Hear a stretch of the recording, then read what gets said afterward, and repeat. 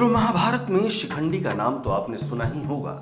शिखंडी को उसके पिता द्रुपद ने पुरुष की तरह पाला था, तो स्वाभाविक है कि उसका विवाह किसी स्त्री से ही किया जाना चाहिए। ऐसा हुआ भी, लेकिन शिखंडी की पत्नी को इस वास्तविकता का पता चला तो वो शिखंडी को छोड़ अपने पिता के घर चली गई। क्रोधित पिता ने द्रुपद के विनाश की चेतावनी दे दी। हताश शिखंडी जंगल में जाकर आत्महत्या करने लगा।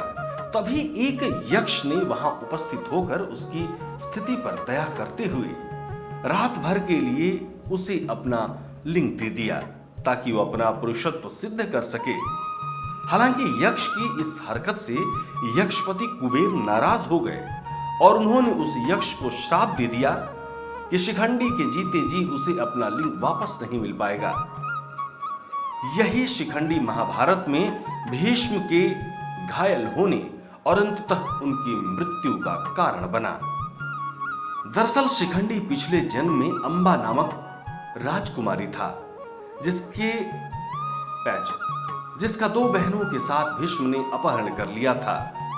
भीष्म इन बहनों की शादी शारीरिक रूप से अक्षम अपने अनुज विचित्रवीर्य से करना चाहते थे।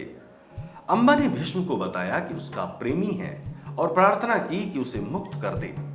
भीष्म ने उसे मुक्त कर दिया, लेकिन उसके प्रेमी ने उसे अपनाने से मना कर दिया और उसे वापस विचित्रवीर्य के पास लौटना पड़ा। लेकिन विचित्रवीर्य ने भी उसे अस्वीकार कर दिया। तब अंबा ने भीष्म के सामने विवाह का निवेदन रखा, लेकिन उन्होंने तो आजीवन ब्रह्मचारी रहने का व्रत लिया हुआ था। अंततः अंबा ने परशुराम से न्याय की गुहार की। परशुराम ने भीष्म से युद्ध किया, लेकिन परशुराम को निराशा ही हाथ लगी। तब निराश अंबा ने शिव की आराधना की और ये वरदान मांगा कि इच्छा मृत्यु का वर पाए भीष्म की मृत्यु का कारण वो बने। शिव ने कहा कि अगले जन्म में ही संभव हो सकेगा। अंबा तब मृत्यु को वर्ण कर लेती है। ये अंबा ही शिखंडी के रूप में जन्म लेती है।